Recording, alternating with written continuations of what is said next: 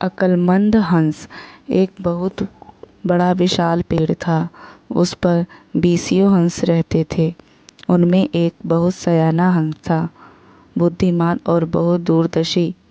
सब उसका आदर करते, ताऊ कहकर बुलाते थे। एक दिन उसने एक नन्ही सी बेल को पेड़ के तने पर बहुत नीचे लिपटते पाया। ताऊ ने दूसरे हंसों को बुलाकर कहा, देखो, इस बेल को नष्ट कर दो। एक दिन यह बेल हम सब को मौत के मुंह में ले जाएगी। एक युवा हंस हंसते हुए बोला, ताऊ, यह छोटी सी बेल हमें कैसे मौत के मुंह में ले जाएगी? स्नेह हंस ने समझाया, आज यह तुम्हें छोटी सी लग रही है, धीरे धीरे यह पेड़ के सारे तनों को लपेटता मार कर ऊपर तक आ जाएगी। फिर बेल का तना मोटा होने लगेगा और पेड़ से चिपक जाएगा। सब नीचे से ऊपर तक पेड़ पर चढ़ने के लिए सीढ़ी बन जाएगी।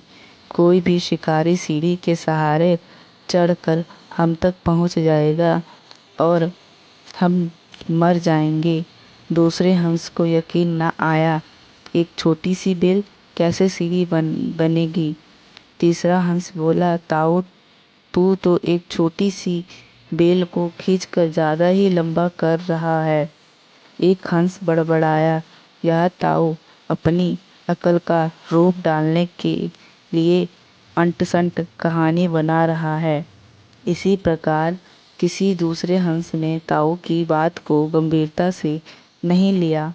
इतनी दूर तक देख पाने की उनमें अकल कहाँ थी। समय बीतता रहा। बेल लिपटते लिपटते ऊपर शाखा तक पहुँच गई। बेल का तना मोटा होना शुरू हुआ और सचमुच की ही पेड़ के तने पर सीढ़ी बन गई, जिस पर आसानी से चढ़ा जा सकता था। सबको ताऊ की बात की सच्चाई सामने नजर आने लगी, पर अब कुछ नहीं किया जा सकता था, क्योंकि बेल इतनी मजबूत हो गई थी कि उसे नष्ट करना हंसों के बस की बात ही नहीं थी। एक दिन जब सब हंस दाना चुगने बाहर गए थे, तब एक बहेलिया उधर आ निकला। पेड़ पर बनी सीढ़ी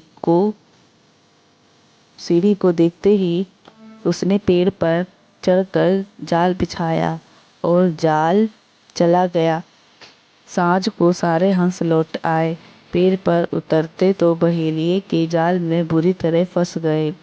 सब बेजाल में फंस गए और फड़फड़ाने लगे। तब उन्हें ताऊ की बुद्धिमानी और दूरदृष्टिता का पता लगा। सब ताऊ की बात ना मानने के लिए लज्जित थे और अपने आप को कोस रहे थे। ताऊ सबसे रुष्ट था और चुप बैठा था। एक हंस ने हिम्मत करके कहा, ताऊ, हम मूर्ख हैं, लेकिन आप हमें से मुंह मत फेरो। दूसरा हंस बोला, इस संकट से निकालने की तरकीब तू ही हमें बता सकता है। आगे हम तेरी कोई बात नहीं टालेंगे। सभी हंसों ने हामी भरी। तब ताऊ ने उन्हें बताया, मेरी बात ध्यान से सुनो। सुबह जब बहेलिया आएगा, तब मुर्दा होने का नाटक करना। बहेलिया तुम्हें मुर्दा समझकर जाल से निकाल कर जमीन पर रखता जाएगा। वहाँ भी मरे समान पड़े रहना। जैसे ही वह अंतिम हंस को नीचे रखेगा, मैं सीटी बजाऊंगा। मेरी सीटी सुनते ही सब उड़ जाना। सुबह बहेलिया आया। हंसों ने वैसा ही किया जैसा ताऊ ने समझाया था।